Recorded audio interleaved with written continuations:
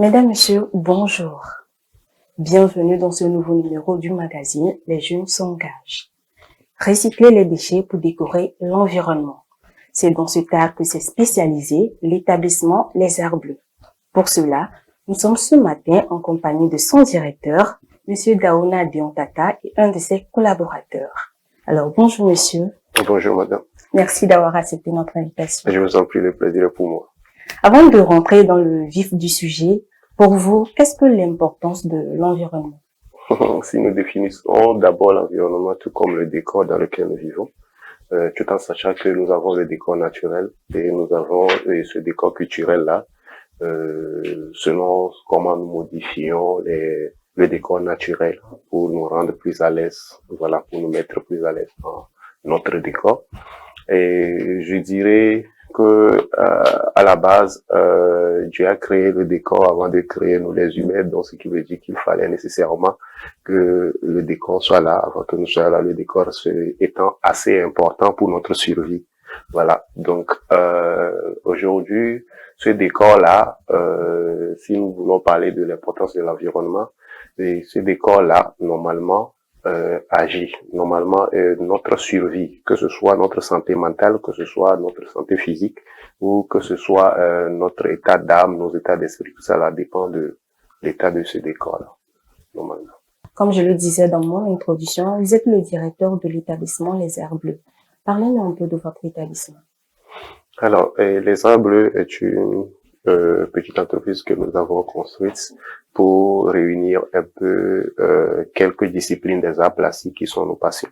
Donc, nous commençons par la conception jusqu'à la création et puis la conception des meubles, mais nous voulons par différence et puis dans cette logique ou bien dans cette philosophie de protection de l'environnement, de lutte contre la dégradation et tout ça là, nous avons préféré prendre ce côté original qui serait de recycler les objets et leur donner une nouvelle vie. Voilà. En tant que jeune, qu'est-ce qui vous a motivé à vous engager dans le domaine du recyclage? Je pense que ça date de très longtemps. C'est depuis tout petit. Je pense que nous avons appris déjà tout petit à aller sur les dépotoirs, ramasser les boîtes de conserve et puis venir en faire des petites clopotes que nous vendions en ce moment et tout ça là, les petites voiturelles et tout ça là. Donc quand l'on a grandi et que il y a ce problème de déchets environnementaux qui est là et que nous rencontrons tous les jours, on s'est dit bah pourquoi pas. Vu que nous sommes dans le magasin où il y a différents outils de travail qui sont exposés, parlez-nous des différents matériaux que vous utilisez dans la fabrication de tous ces meubles. Alors, vu que nous sommes dans le recyclage, le travail semble assez banal, mais c'est beaucoup plus difficile de redonner vie à ce qui l'a déjà perdu que de faire quelque chose, de créer quelque chose de nouveau. Voilà. Donc, quand nous ramenons les déchets, ou je peux donner des exemples. Aujourd'hui, nous travaillons beaucoup plus sur les pneus, nous travaillons beaucoup aussi avec les tonneaux métalliques, nous travaillons aussi avec les palettes. Donc, quand nous les ramenons, le tonneau par exemple, il faut d'abord lui redonner sa forme initiale, le rendre propre, voilà, et ensuite maintenant le renforcer. Donc, dans ce travail de renforcement-là, nous pouvons avoir ces compétences de menuisier qui peuvent intervenir, les compétences de soudeur ferrailleur qui peuvent aussi intervenir. Et donc, à la fin, c'est peut-être à la fin qu'intervient le travail de tapissier et puis le travail de peintre. Voilà. Donc, voilà en quelque sorte. Mais aujourd'hui, s'il faut dire les différents éléments de base que nous utilisons pour nos meubles, je pense que ce sont les pneus, les tonneaux, les palettes, mais en réalité, on se limite pas à ça. Tout ce qui est déchets lourds, en tout cas, nous essayons d'en faire quelque chose, puisque dans peu de temps, puisque nous faisons aussi dans les accessoires, dans la conception d'accessoires, les lampes, les veilleuses et tout ça là, avec les boîtes, les petites boîtes de conserve et tout. Donc, nous visons peut-être à un moment donné être capable de concevoir, même s'il faut des monuments à base de gros déchets ferriques. Mesdames, Messieurs, nous allons faire un tour dans l'atelier pour voir quelques articles recyclés par Monsieur Daona et ses collaborateurs, ainsi que la fabrication de certains articles.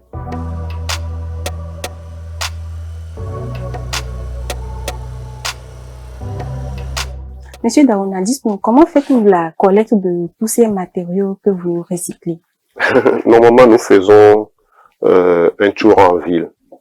Nous ciblons les endroits où des déchets qui sont en ville et puis nous repassons après avec notre transporteur un tricycle pour la collecte à des moments donnés.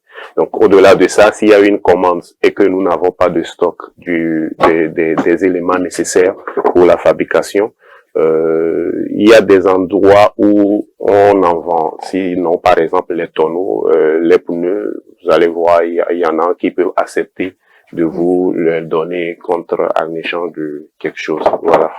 Parlez-nous des différents articles que vous fabriquez à l'aide de tous ces objets recueillis puis recyclés. Nous sommes dans l'aménagement d'espace, donc nous permettons de fabriquer tout ce qui peut intervenir dans la décoration d'espace, donc que ce soit les meubles ou les accessoires, que ce soit les accessoires muraux, que ce soit les accessoires de table, voilà quoi, tout ça, nous essayons quand même de les fabriquer. Dites-nous, comment faites-vous pour commercialiser la plupart de vos articles? Alors, aujourd'hui que le recyclage n'est pas chose connue de tout le monde. Il y en a qui savent bien apprécier, mais qui se posent encore des questions. À quoi ça va servir? Pourquoi est-ce que je n'achète pas quelque chose de nouveau que de prendre? Voilà. Donc, il y a ces questions-là qui se posent. Et donc, nous travaillons beaucoup plus avec des gens qui ont un regard artistique. Voilà. Donc, c'est pas vraiment des gens ciblés, mais c'est des gens, dès qu'ils voient une publication, dès qu'ils voient quelque chose quelque part, ils contactent déjà. Je ne dirais pas que nous allons nécessairement à la quête du marché, non, parce que nous avons déjà un certain nombre de clients fixes et au-delà de ça, des gens qui nous recommandent à d'autres personnes aussi qui sont dans la même philosophie que nous. En termes de coût, est-ce que cela ne revient pas assez cher pour les clients? Parce que souvent on dit le consommé local est très cher par rapport aux articles importés. Oui, évidemment. Si aujourd'hui nous avons ce problème du consommer local qui semble plus cher que l'importer, c'est beaucoup plus parce que nous ne travaillons pas comme les industriels. Donc nous ne produisons pas en masse. Voilà. Donc nous n'avons pas la capacité de produire autant qu'il faut. Puisque quand vous achetez du matériel et que vous achetez ce matériel pour produire peut-être des articles en unité, ce n'est pas la même chose que ce n'est pas la même chose quand vous achetez du matériel en gros, en grande quantité pour produire des centaines d'articles. Je pense que c'est ça le problème. Sinon, en réalité, dans le domaine du recyclage, il y a aussi ce problème ça demande en fait assez d'éléments pour que cet élément-là, cet objet-là que tu as pris à la base, qui n'a plus de vie, ça demande assez d'éléments pour lui redonner vie d'abord, et ensuite pour renforcer tout ça là, et ensuite maintenant, il faut assez d'éléments pour redécorer, redorer, pour lui donner encore un nouveau blouson, quoi, en quelque sorte. Est-ce que vous avez l'impression que la population, bon, disons togolaise, adhère à l'idée du recyclage? Elle adhère de plus en plus, ou les gens sont toujours réticents par rapport à ça? Ah oui, puisque c'est une chose artistique, donc déjà quand quelqu'un qui n'a jamais vu et qui voit pour une première fois peut-être un meuble en tonneau, canapé en tonneau ou bien une chaise en pneu, de toute façon, tout le monde adore. Dès que tu découvres, quand même tu vas aimer. Voilà, sinon c'est peut-être côté se dit je vais me l'offrir moi aussi que les gens n'osent pas encore faire. Non, bravo quand même pour ces initiatives de protection de l'environnement. Bonjour Monsieur Konou. Bonjour.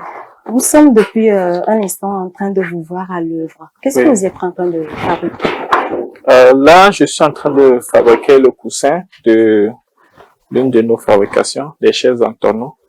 Donc, les assises pour les clients, comme c'est destiné à recevoir des poids différents. Donc, voilà, nous sommes en train de mettre un bourrage de au moins 8 cm pour que ça soit confortable à l'assise et pour que le reste soit magnifique, en fait. Les chaises que vous êtes en train de fabriquer actuellement, disons, elles sont utiles pour un bar, pour un restaurant ou à déposer dans un salon, par exemple. Bon, actuellement, les chaises que nous sommes en train de fabriquer sont utiles pour les bars et restaurants parce que c'est des trucs que quand même on ne fait pas pour juste une simple chaise, mais on fait en même temps de l'art et avec les décors du décor. Donc, on peut encore le modifier pour les salons et autres, mais c'est ces genres de chaises que nous sommes en train de faire. Les modèles sont seulement pour les bars et restaurants. Combien de temps peut vous prendre la réalisation de tous ces objets en passant par la table et les chaises? Bon, en réalité, si tous les matériaux sont réunis, donc ça dépend du nombre aussi, de commandes que la personne, donc que le client nous a envoyé. Donc, ça peut nous prendre de 1 à 2 mois. Et là, nous sommes en train de faire un rembourrage de côté pour que le matériel, l'alcantara, parce que nos clients sont exigeants à ce qui concerne la qualité, en fait. Donc, pour que l'alcantara ne prenne pas contact avec notre matériel, le bois, le contact est de 2,5 cm que nous avons décidé d'utiliser pour que ça ne prenne pas contact et que ça finit par être désagréable au toucher, en fait.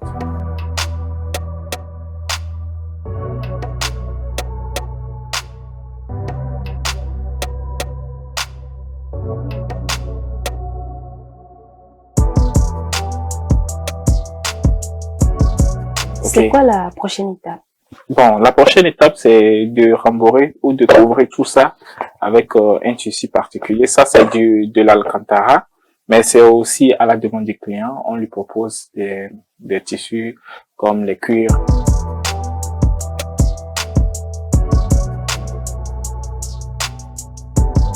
Chers téléspectateurs, nous voilà assis confortablement sur les meubles produits par l'établissement Les Arts Bleus. Alors, Monsieur Daouna, dites-nous, quelles sont vos plus grandes réussites? Aujourd'hui, je ne peux pas dire qu'on a réussi parce que nous avons assez de défis à relever. Et au-delà de ça, nous sommes encore en plein essai, je peux dire en quelque sorte, puisqu'il y a encore des maquettes que nous n'avons pas encore réalisées ou produites pour la première fois. Donc là, l'entreprise aussi est en pleine construction. Vous allez voir qu'il y a l'aménagement qui n'est pas totalement fait. Il y a la galerie aussi que nous sommes en train d'apprêter de l'autre côté. Quand nous aurons ouvert la galerie, je pense qu'en ce moment, vraiment, je dirais que j'ai réussi. Nous serons les premiers à venir quand même. Merci à vous. Quelle est votre ambition pour le domaine du recyclage automobile? Je pense que peu à peu, on avance normalement. On peut dire qu'aujourd'hui, le recyclage est rentré dans l'éducation, est rentré dans le quotidien des Togolais. Vous allez voir que depuis un moment, ces déchets-là que nous recyclons aussi facilement ne pullulent plus autant en ville.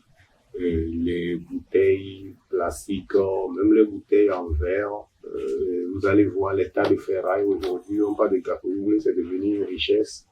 Donc les tonneaux métalliques que l'on prenait avant assez facilement dans les stations, pour l'avoir aujourd'hui, il faut vraiment faire le tour. Les palettes aujourd'hui qui sont devenues carrément de l'or, que l'on vend assez cher. Donc je me dis que peu à peu, c'est pas comme si à un moment donné on va revoir. Je n'ai pas peur que à un moment donné, on soit des chômeurs. Mais je pense que nous sommes plutôt en train de viser quelque chose, un environnement propre, et de voir que depuis un moment déjà, on n'a plus autant de déchets dans les maisons ou dans les rues. C'est déjà une réussite, quoi. C'est-à-dire peu à peu, la population est en train d'adhérer aux initiatives de protection de l'environnement. Et il y a plus de jeunes aussi qui, vous allez voir, il y a des jeux, je vois, il y a des formations qui sont lancées, comment fabriquer des meubles avec les palettes, comment fabriquer des meubles avec les tonneaux, comment fabriquer des meubles avec les pneus. Donc aujourd'hui, c'est difficile de voir des pneus qui traînent un peu partout dans les maisons ou dans les coins des rues. C'est un peu difficile. Donc je sens que ça avance. Vous travaillez en collaboration avec certaines structures? Oui, bien entendu. Les Arbres Bleus a commencé ainsi, avec un jumelage. Est-ce que je vais appeler ça jumelage ou je vais appeler ça une coopération avec d'autres artisans, voilà, donc qui ont leur atelier à eux aussi. J'ai commencé avec un soudeur, donc qui avait son atelier où j'allais quand j'avais besoin des services de soudure. Et donc j'avais aussi un menuisier ou dans un atelier où j'allais quand j'avais besoin des services de menuisier. Donc il fallait déplacer un meuble. Donc ainsi de suite, jusqu'à aujourd'hui on soit sur place. Normalement le travail c'est carrément tout un travail à la chaîne. Donc tout commence par le travail artistique où moi-même j'interviens pour aller discuter avec le client, voir de quoi le client a besoin, voir un peu ce qu'il a, parce que il y a aussi ce travail de rénovation qui est possible. Donc si la personne a déjà des meubles anciens, il faut retaper, pourquoi pas. Donc on voit ce qu'il a, on voit ce qu'on peut apporter, on fait des propositions ensemble, on réfléchit, on fait une maquette, on essaie on essaie d'améliorer ensemble pour aboutir à quelque chose sur lequel nous serons d'accord, lui et moi, parce que notre avis aussi compte ça en tant qu'artiste. Donc, à la fin, nous passons maintenant à l'atelier où le recyclage est fait, on ramène tout ce qui est à ramener, on redonne forme aux éléments, on renforce et puis on fait les découpes qu'il faut pour la fabrication, pour leur donner la forme. Donc, souvent l'étape la plus importante, c'est l'étape de la finition, où le peintre et le tapissier doivent intervenir. Là, actuellement, c'est les étapes sur lesquelles nous sommes, avec les chaînes sur lesquelles nous sommes assis actuellement. Vous nous avez tout de suite parlé des difficultés rencontrées lors de la collecte des matériaux. À part ces difficultés, qu'est-ce que vous rencontrez d'autre pour la réalisation de vos objets? Puisque c'est carrément, on a l'impression que c'est un travail avec assez de discipline, c'est pluridisciplinaire. Et c'est difficile de réunir tous les éléments nécessaires pour mettre à sa disposition. Dire que quand il y aura telle ou telle commande, peut-être que nous avons tout ce qu'il faut. C'est peut-être quand vous commencez par fabriquer un certain modèle donné que vous vous rendez compte que normalement, si j'avais tel outil, telle machine, peut-être que ça allait faciliter la tâche, voilà. Mais nous prenons tout ça là comme des défis, hein. Donc, on essaie à chaque fois de les braver pour avancer. C'est qu'à un moment donné, plus on avance, plus les défis. En tant que jeune investi dans le domaine de l'entrepreneuriat et surtout de la protection de l'environnement, si vous avez un message à adresser à la jeunesse pour les inciter à mener davantage des initiatives pour protéger l'environnement, que ce soit dans le domaine du recyclage que de la pollution, que leur diriez-vous? Je pense que ce serait la prochaine étape de l'entreprise. Ça fait partie de nos objectifs. Le côté média ou éducation, si je peux dire ainsi, parce que nous pensons commencer par produire de petites capsules de vidéos dans lesquelles nous allons apprendre aux gens à fabriquer de petites choses avec les déchets ménagers que nous avons chez nous d'habitude, les pneus, les bouteilles en plastique, que ce soit les grandes bouteilles, faire des trucs de décoration, voilà. C'est toujours intéressant, c'est toujours agréable. Si quelqu'un voudrait vraiment se lancer dedans, je lui donnerais juste comme conseil d'être assez observateur. Il faut faire des recherches, il faut aller sur Internet, il y a assez d'exemples à suivre. Et il faut être assez créatif. Voilà, il faut être assez créatif parce que tu ne vas pas passer ton temps à reprendre ce que tout le monde fait. Et aussi, au-delà de ça, il faut faire des recherches dans le sens un peu architectural parce que les meubles que le client va commander, les accessoires ou bien les éléments que tu vas utiliser, le matériel que tu vas utiliser pour fabriquer des meubles que le client va utiliser dans le jardin ne serait pas la même chose et serait recommandé pour des meubles qui seront utilisés au salon ou dans un bureau, voilà, et ainsi de suite. Donc, il faut avoir une certaine notion, voilà. Mais aujourd'hui, notre chance à nous, c'est pas comme entre-temps où pour avoir des connaissances, il faut nécessairement aller toquer à des portes. Aujourd'hui, nous avons l'Internet et puis bon, voilà quoi, on peut tout avoir. Merci, Monsieur Daouna. Chers téléspectateurs, c'est sur ce message de notre invité que s'achève cette émission. Merci à l'établissement Les Arts Bleus de nous avoir reçus. Merci à vous qui nous suivez. Restez sur Green TV International. L'information continue. À très vite.